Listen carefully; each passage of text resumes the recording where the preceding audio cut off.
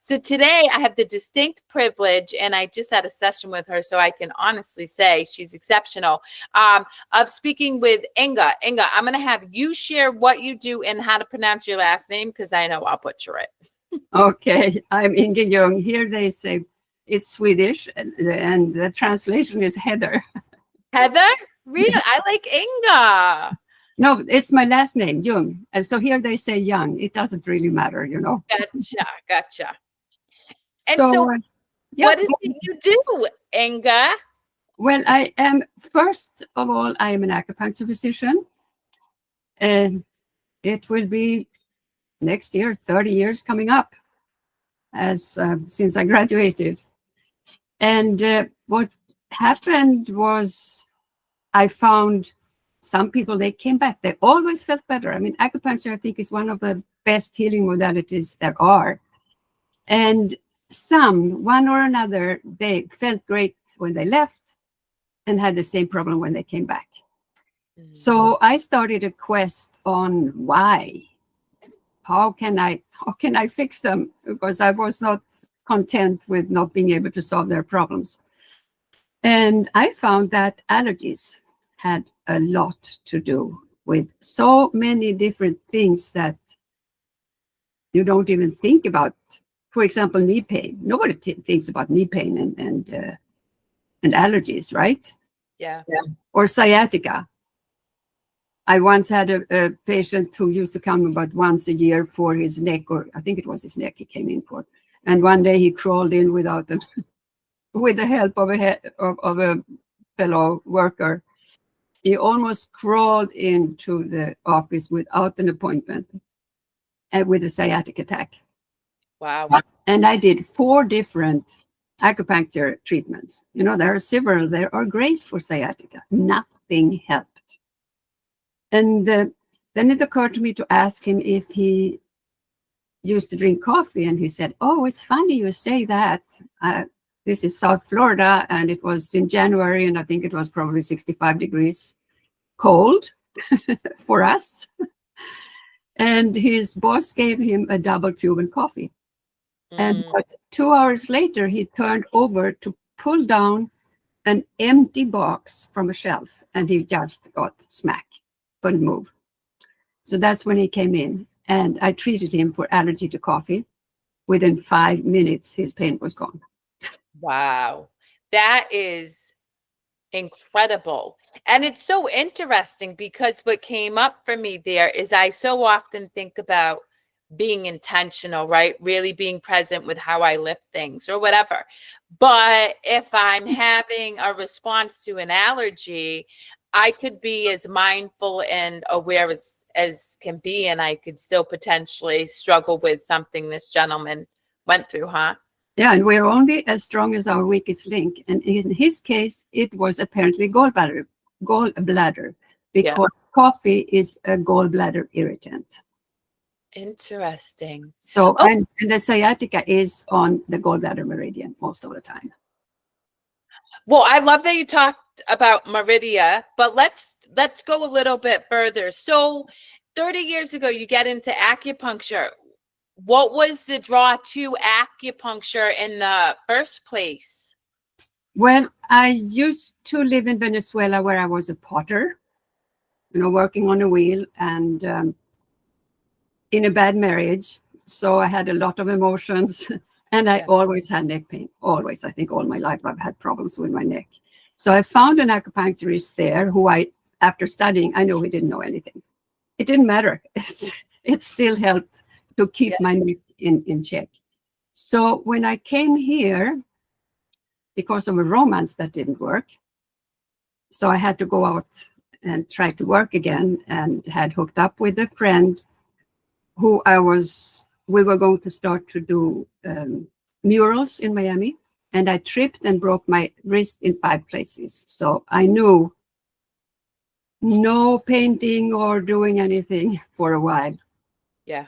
And I had been introduced to an herb shop in Miami that they had just recently started a school for acupuncture. So I signed up. And at that time I was 54 years old. almost. So it 54, was, guys. I'm just saying, do the math if she's been doing acupuncture for 30 years. Go ahead. and so it wasn't as easy to study as it was 30 years before that. And in the beginning, I was really struggling. And then all of a sudden it just clicked and I understood. And the dean for the school, he said, I was really worried about if you were going to make it or not. And now you're the best in the class, the first in the class. So it was funny. So, yep. So you originally started acupuncture just as something to do so you could make money. No, and obviously provide for yourself. Not quite. I'm originally my first education is as a chemical engineer. And so wait a minute, you went from chemical engineer to potter. How did I have to? I mean, this is fascinating, and I want the community to hear this, particularly because of your wealth of insight and wisdom based on experience, life experience. How'd you go from a chemical engineer to a potter? Well, first of all, I grew up, my father was an actor. So I grew up in the arts, and his brother was a painter, and that was everything I knew. And that I really wanted to study first arts. Well, the very first thing, my father wanted me to become an actress. And he asked, and I worked for a short time at the theater, and practically on his deathbed, it was 3 months before he died, he asked me, why did you never want to be an actress? It was his dream. I said, no, I didn't like to be a mattress to these old, ugly guys. And you know what he answered? Well, then you didn't want it enough. Wow. Yep. So you can understand this whole Me Too. It has been forever. I don't know if it will end, but it's the way it has been for all these years. Yeah. So I didn't want to become an actress, but I mean, I used to paint and weave and do a lot of different arts. And when I lived in Venezuela and had my family and kids, I always wanted to try ceramics. And I did, and then I opened my own thing. I worked, with the wheel and with hand building, and had people who helped me, and so forth and so on. So I'm just going to circle back real quick for the audience. So you and I talked offline last time, and you shared with me that you went to school for a chemical engineer, but because you were a woman at the time, yes, you were able to get So that's what I wanted to I forgot about that. So I didn't get a job as a chemical engineer because I was a woman. This is a long time ago. But still, it was in Sweden. You wouldn't think that, right? Mm. But the Swedes the Germans say, dumme Schweden. Anyway, so I ended up working at the blood bank and had a lot of responsibility too. But there, it was the university hospital. So there I saw my old friends going to medical school. And I said, shit, I am in the wrong profession. That's when I realized that I really wanted to be a doctor. Yeah. But then it just didn't happen. I got well, married. The way we thought it should, right? Isn't it funny how life works out the way it's meant to? So yeah. I've always been interested in nutrition all my life. It's always, I don't know. First of all, I'm old, and there was no fast food when I grew up. Yeah. And I never liked it. I have never been to one of those fast foods. Well, maybe once or twice when I didn't have any other choice. And I just can't eat that food. It tastes horrible to me. Plus, it's so sweet. And so with my kids, I mean, I was really very strict with them too. No sodas in the house, no sugar. And I bet they appreciate that now. Oh, yes. And they are in they are into the same thing, and even their kids. And I mean, my kids, for example, the oldest is 58 now, and he has never had any what do you call it, holes in his teeth. Yep. Cavities. Wow. Yeah. It must have helped some. Yeah. So you open up your shop with support. You go to Venezuela and you go to Pottery. Fast forward, you're in America. You now have to reestablish a way to care for yourself and take care of yourself. Again, you have this broken wrist. Why acupuncture? Because that's what I did in Venezuela. I had that. I went every week for acupuncture, and I was fascinated by it. Yeah. And of course, I never thought I would learn 360 plus points, but Wow. but I was fascinated by it because it's and it encompasses the whole body, the mind and the body. It's not just the body. You have a pain in the finger and you go to the finger doctor. You know what I mean? I absolutely do know what you mean. So you go into acupuncture and now you're recognizing that there's a correlation between allergies to environment, whatever, right? Food, and why people are coming in to get acupuncture. What was the next course of action for you? With the allergies? Yes, to Yeah. try to get a better understanding as to why Okay. people were coming in repeatedly for the same issue. Well, often you do a series of treatments. Okay. So I went to a lot of webinars, and I found something called NATE, which is Nampoudripad's allergy elimination technique. She doesn't like me to mention her name, but that is how I started. And it's a great system. And the only thing is that it takes a long time before you have to come 15 times first, and you have to come to a practitioner before you really start to work and find out what's a real culprit. So many people, first of all, if they came with their kids for allergies, so in the beginning, I kind of separated acupuncture and allergies.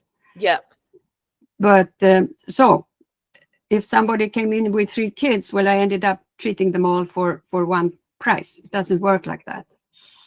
And also, many said, no, they are fine enough. I feel good enough. And I knew it was just the beginning of how they could feel. Yeah. So I said, I have to invent something that people are not dependent on going to a practitioner. I mean, they can do, so I invented the allergy kit. I'll show you the box. So this is a kit that comes with a laser. Yeah. And so it's an energy treatment. You never open the vials. They have a cap because they have to be filled, but you never open them. So you can use them for the whole family. You can repeat treatments when they don't stick, so to speak. And the whole, as I said, the whole family can use them, and they last forever as long as you don't put them together with electronics or chargers, stuff like that. Because it's I love that, because that was one of my personal questions, because my daughter's having allergies and I'm like, I wonder if I get a kit, if I can use it with both my kids. So that's very fascinating. So, okay, let's talk about this for the community. What's an energy treatment? What can they expect? well, some people think it's woo-woo. For some people, Right. it's too woo-woo. I even had a couple of people who sent the kit back and said, no, this is devil's work. But it's not. It's made with love. It's the vials, they are imprinted with homeopathic frequencies. So I do everything myself. I mean, I make them, I imprint them. I've created my database, and I do them differently because there are many vials for testing. Yep. But this is a treatment, not a test. So that's why I have put together different things. So it works a little different. I have somebody out west who uses my kit for her patients, and she uses other systems and Nate, but she says that my vials, they are stronger. However, I don't know how they can measure strong, but I guess it's the results. Yeah. The results are better with my kit. So So how did you stumble upon this methodology of healing? well, go back to Venezuela again. As I said, I've always been interested in healing. And in 1978, I took the first class with Silva. Then at that time, they called it Silva Mind Control. But I guess it was the mind control. Now it is the Silva method. Yep. But there and then, if you took it once and you paid for it, it was quite expensive. You could go as many times. Every time they came to my city, I could take the course again and not pay anything. But that was, of course, I had to pay for that. Then Jose Silva himself and one or two of his daughters came, and they had what they called a superior course, which is a healing course. And I took that, and I used that quite a lot. That is using your hands-on healing. And I did that for friends, or, for example, one time I had a woman who came into because I had like a display of my ceramics, and she could hardly breathe. And I asked her if she would allow me to put my hands on her and see if that would help. So she got out of her attack. She came back like a month later and asked if she could get another treatment, because it had come back. And I did it again, and it disappeared. And then I didn't see her for, I think, a few months. And then she came, knocked at my door. I was in bed with migraine headache. I opened the door because I didn't stop knocking at my door. And she really could not breathe. And she said, "Please treat me." I said, "I can't. I'm so sick myself." She begged. I said, "Okay." I treated her. Her asthma went away. My migraine went away. So you knew how to treat yourself now. So it works both ways. Yeah. That's interesting. I mean, given your age, I can imagine that there was a time when you may not have had the narrative or understanding that we have the ability to heal ourselves, because so often we're taught care for others, particularly in previous generations. So you have all this wisdom and understanding, and you're like, "Oh, let me heal this lady," not maybe thinking about healing yourself. Yeah, absolutely. I mean, even though my grandmother, for example, they always have some remedy for something, and she was pretty intuitive too. Yeah. So they knew when they had to go to the doctor, or when they could, so to speak, fix it with herbs or some remedy or something. Yeah. So it's very different now. Plus, you go to somebody who is a specialist. Yeah. I mean, when I went to the doctor, first of all, I was very sick as a child, so we could call our house doctor at any time of the day or night. Yeah. And I mean, he looked at the tongue. He, like the Chinese, almost took the pulses, and you had to strip naked. And he went, looked at your body to see what was out of balance. I guess the poor doctor would be demanded for whatever if he would say, "Take your clothes off." Yeah, nowadays, I'm sure. I mean, wow, that's so fascinating. So, okay, I love your allergy kit, and let's talk about meridian points, because you mentioned that, or meridia. Can you share with the audience what that is? So that is something that they proved not that long ago, because everybody says, "Oh, those meridians don't exist because you have your other, they know about the blood vessels and stuff, but they never believed in the Chinese meridians.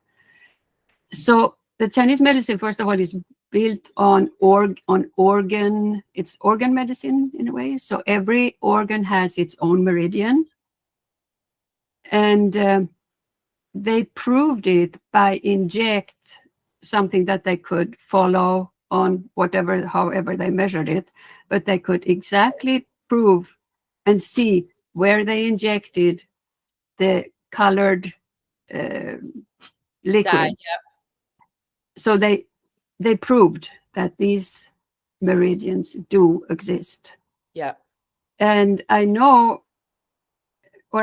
sure people are aware of, if they press on one point, it will affect something else. Like if you take the large intestine 4, which is the master point of the head, for example, and it's a large intestine point, it helps for headaches.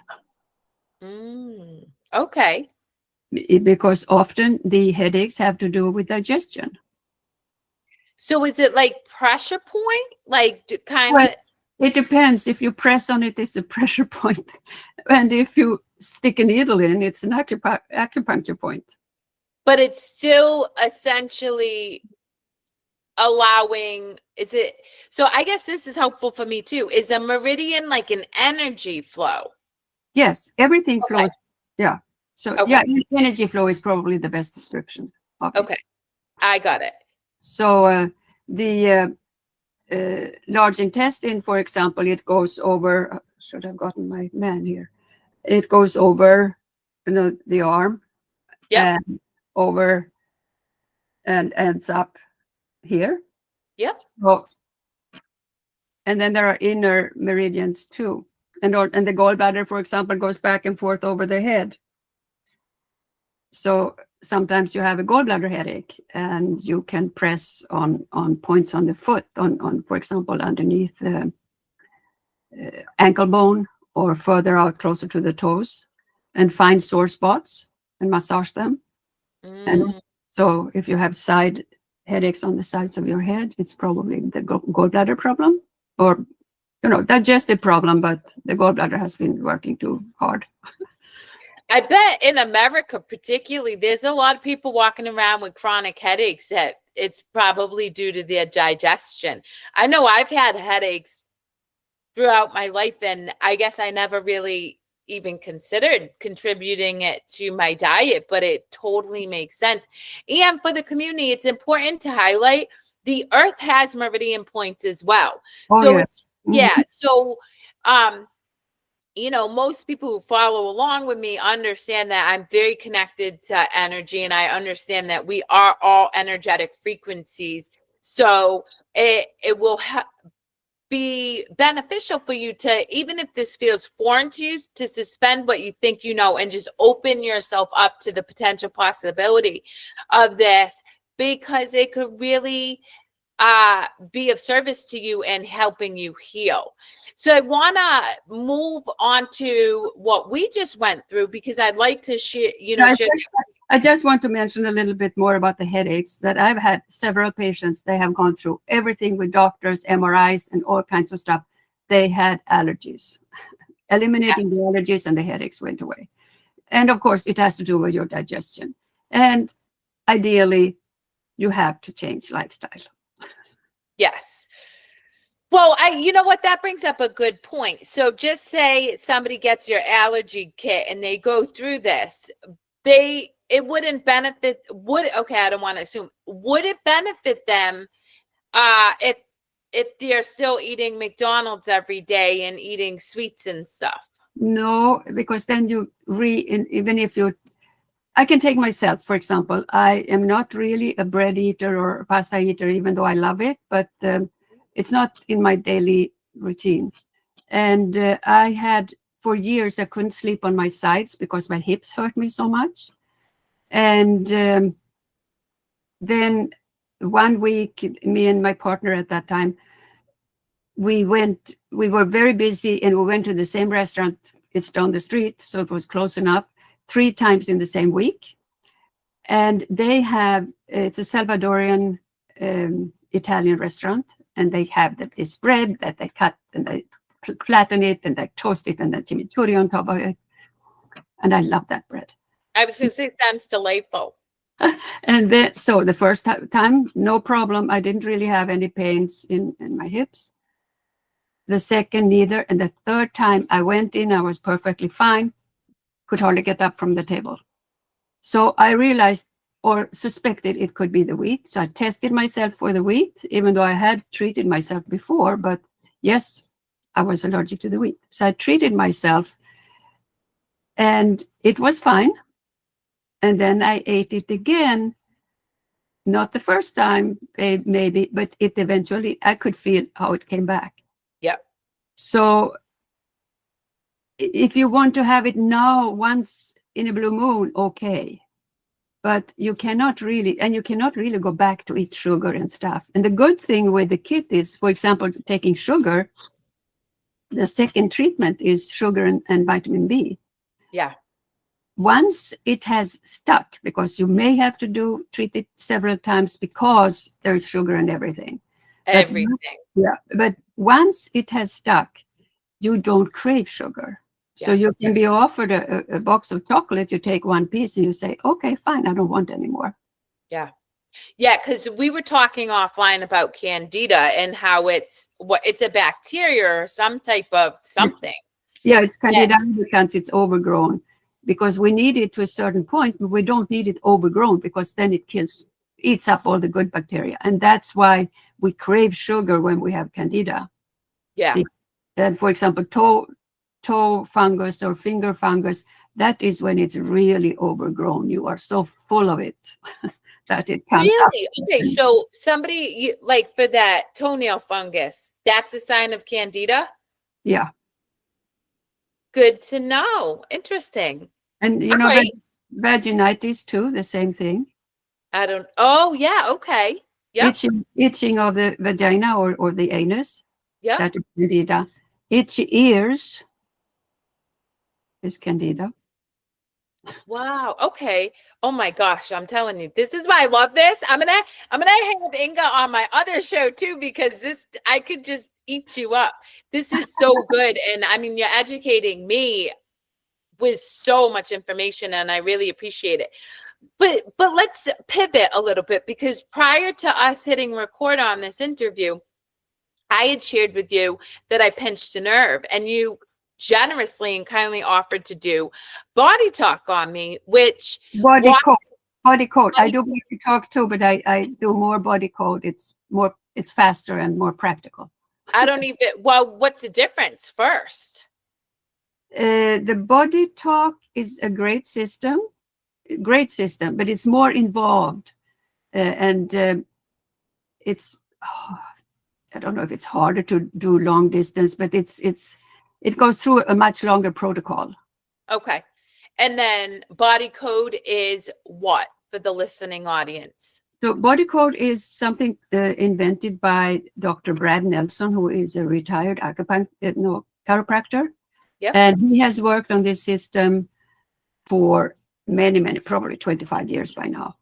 And so he developed this practice where you use a computerized program. It's like you click on something and then something else opens up and you just ask yes and no questions. And you muscle test, you connect with the patient so that you are the patient. I mean, I am you and I test you, I muscle test you. Yep. So I go through the questions. And with the body code, which is the next up from emotion code, you get where the trapped emotions are located. Yeah. So you get the different ages and where it is and what it is, and then you eliminate it by going over your mid of your head with the magnet, or I use one of those with a little magnet on the back. Ah, now I know your secret. Very cool. So you were able to identify through muscle testing, what is it? Terror, disappointment, all different things, which I resonated deeply with at different points in my life. And yet I didn't realize that there was still emotional energy trapped in my body. Yeah. So go ahead. I forgot to ask, how is your arm? Is there any change in your arm that you can feel? There's less tingling. Okay. Because I kind of worked on the arm. Oh, the arm did come up, but there was a lot of other things that came up first. Yeah. Because the trapped emotion, we are getting them since we are children. Right. And since we often have these emotions, often you don't cry, or if you don't stop crying, you will get it. I mean, there are so many things. Yeah. And this just goes into the body and stays there if you cannot express it. I'm so glad you said that, because obviously, guys, this is important that you guys hear this, because I always believe that hearing it from other people might be the thing you need to hear. If you don't allow yourself to honor and express what's coming up in any given moment, it is trapping into your body, and it directly impacts not just your emotional state of being, but your physical state as well. Yes, absolutely. And this sometimes can have amazing results. Yeah. I have one person who hadn't slept for years. I mean, since she was in her 20s, and she's now in her 70s. And she took a series of body code with me. And after the second session, she slept for the first time. That's interesting. So I work with somebody who uses an excessive amount of cannabis to go to sleep. And, as part of the work I do with people is identifying limiting beliefs, much like you did with me, right? Mm-hmm. And working through those. But I guess I really hadn't considered that trapped energy could be part of the issue with this person being unable to sleep. And I just, unfortunately or fortunately, because I'm learning now, assume that, just consuming cannabis was the way that helped them sleep, which I shared with them. Cannabis can be quite detrimental with long-term use. Yeah. Interesting. I think everything, whatever it is, food or drinks or cannabis or drugs, everything you do in excess is definitely not good for you. Well, yeah, and that's such a beautiful thing. It's so interesting, Ynge, because 3 people this past week I've run across who I know not well, but and they've dropped excessive amounts of weight because they're using the shot that people use for diabetes, but they're not changing their behaviors, one, and number two, that shot has real significant impacts from what I understand on the pancreas. And so and the gallbladder, it starts with the gallbladder, but in this case the pancreas is probably go at the same time. Yeah. And they say it is healthy for you, that it's good for you. No. Yeah. Well, and so you highlight something beautiful that I tell people all the time. If you're looking to feel fulfilled or to achieve joy or peace or just homeostasis is the best way to explain it from a scientific space. From external methods, you're going to always be a slave to those external methods. And I think what I really love so much about your system is it does require work, something that really immediately caught me. So I watched Ynge speak at a summit, and literally like the first 2 seconds, she's like, "Can I help you?" I don't know, can I? But you really spoke truth, because if you're not doing work, if you're not taking consistent action, then you are unintentionally, but intentionally, like creating suffering within your experience. And that's what I loved, is you were so honest and raw about that. And you're right, we are responsible for our being. And if we're looking for quick fixes or external anything, we're a slave to that, and we're going to do it in excess. And yeah, that is the same with the shots. People want a pill. I mean, a fix, a fast fix. It doesn't work that way. You have to change your mind, your mindset, and love yourself. I mean, you can't love yourself if you're eating all that shit and never stop eating it. Mm-hmm. Well, that's why it's interesting. You know, I love everybody, and I really work to come from a place of non-judgment. I really do. But when there was a lot of talk about, you know, loving your body, but clearly being in a state that impacts your ability to be physical, to do, you know, be active.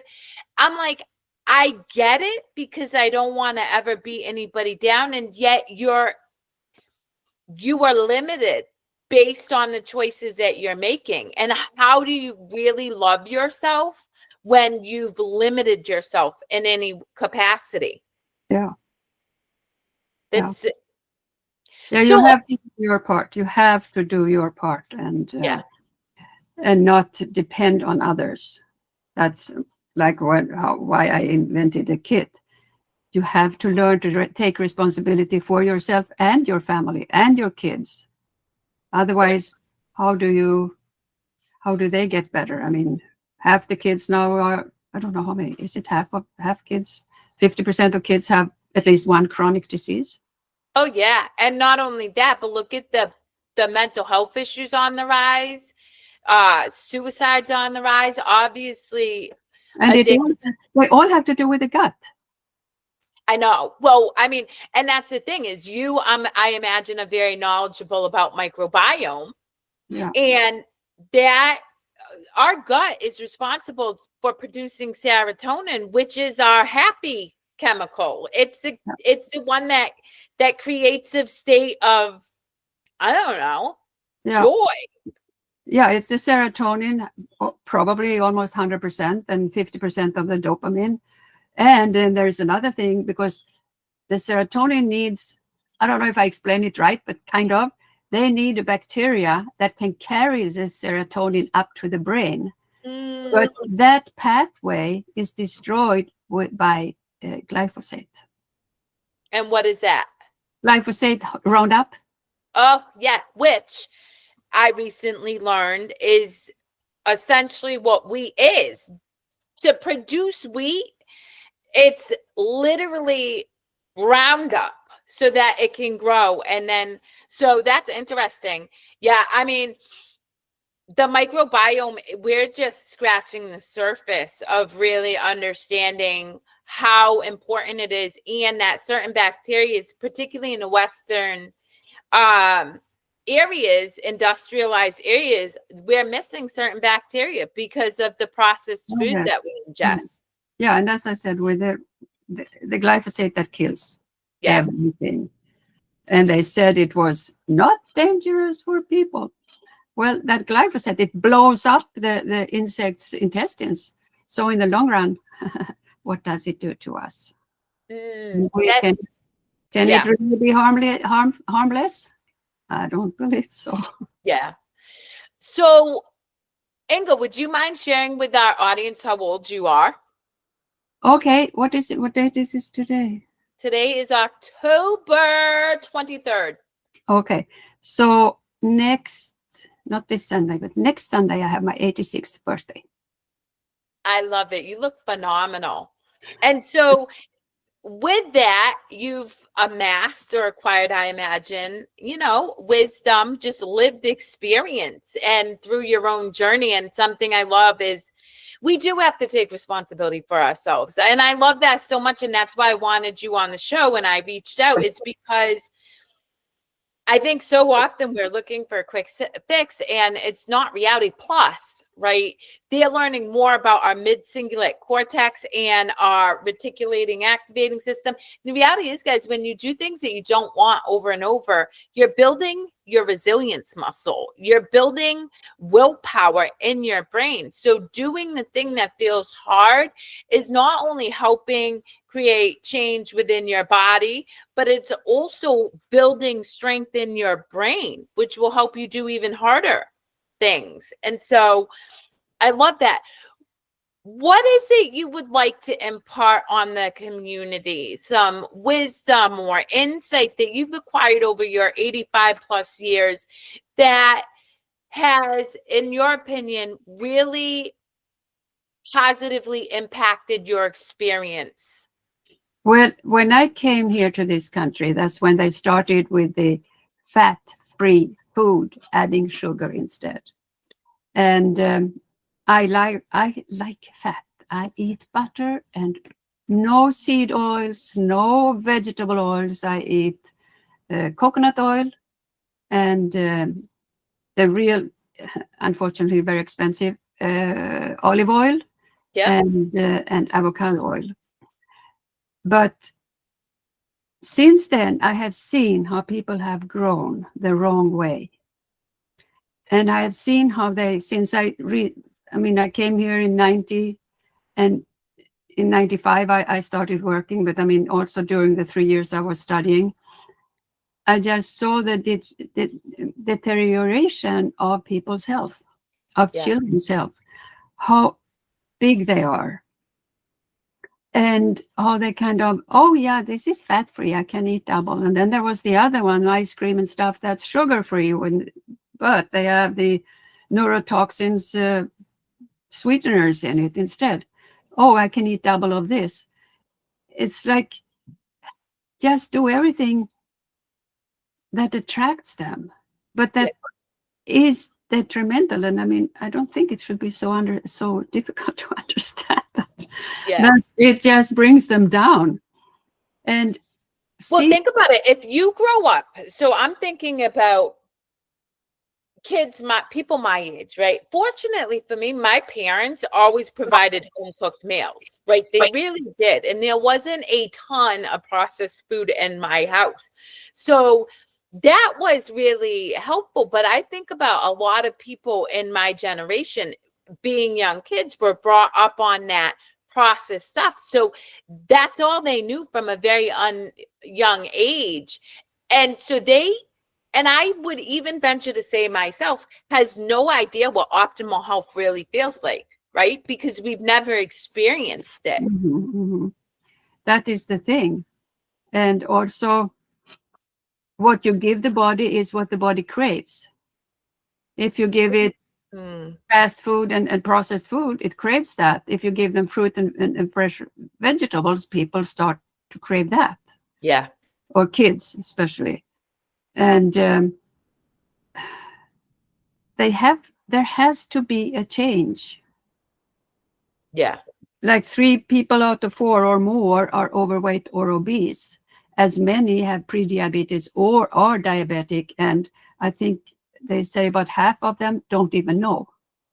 Well, and moreover, they're linking Parkinson's and Alzheimer's in certain ones to diet. So they're suggesting that chronic constipation is a result, is of a predetermined factor for Parkinson's. Yes, and also if I take them off wheat, they get much better. Yeah. Maybe not. I don't know about Parkinson, but Alzheimer's, that is also called type 3 diabetes. Really? If they take them off of wheat and sugar, they get less aches and pains, and they can get their memory back. At least their memory gets better. Some get quite good. And it's so fascinating because I'm thinking of somebody I know who's in a home right now for Alzheimer's. What do they feed her? Sugar and wheat. Boom. Yep. And then we wonder why they deteriorate in these homes. Yeah. Okay. So how could people expect, like, could people work with you one-on-one through like body code, or is it just your allergy kit? What is it you exactly offer? Yes. So I have, for example, right now I have a special on, it's on drynge.com. It's drynge.com, where I have under, if you go on the bar up, it says services, and there is a drop down, and you can look at what do they call it?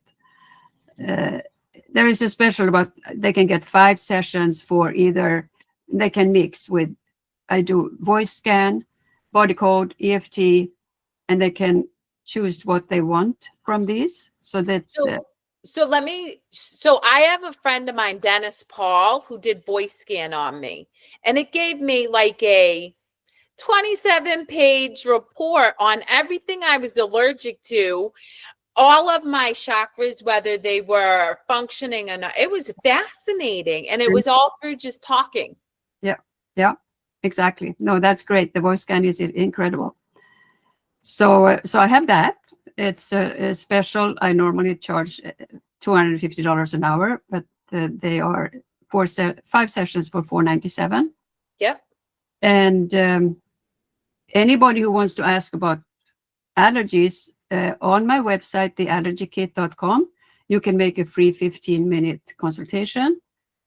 And yeah, and well, if they, yeah, I don't know how to, I don't think I have anything printed up for. Well, that's okay. I'll certainly direct them to your website for sure. But what I would leave the listening audience with is, it's wonderful to do this work and get the information, but it's an ongoing process. There's no quick fix. It's starting to be aware of your diet. It's holding yourself accountable to small choices. And as somebody who helps with addiction recovery, and I don't want to assume, so I'm going to certainly let you jump in a minute, but you don't have to change everything big right away. You take small steps. Well, and addiction is often, for example, alcohol addiction is an allergy to alcohol, of course, sugar, and vitamin B. That was fascinating, because you were telling me about that when we talked offline, and vitamin B is it's a necessary vitamin that we need for our body, and yet a lot of people have an allergy to it. Yeah. And then if you have an allergy to it, you can't absorb it. And by the way, I wanted to ask and also add that I'm really right now focusing on autism, kids on the autism spectrum, ADD, ADHD, because what they all have allergies, and a lot of their behavior issues are allergic reactions. Not their fault, not their parents' fault. So if anybody wants to talk about that, they are welcome. I love it. This has been such a gift and privilege, Ynge. I thank you so very much for your time, and I look forward to our next conversation, because if it's made any impressions on anybody, wonderful, but it's made impressions on me, and that's the power of good conversation. So thank you so much. You're so sweet. I mean it. I'm going to end this.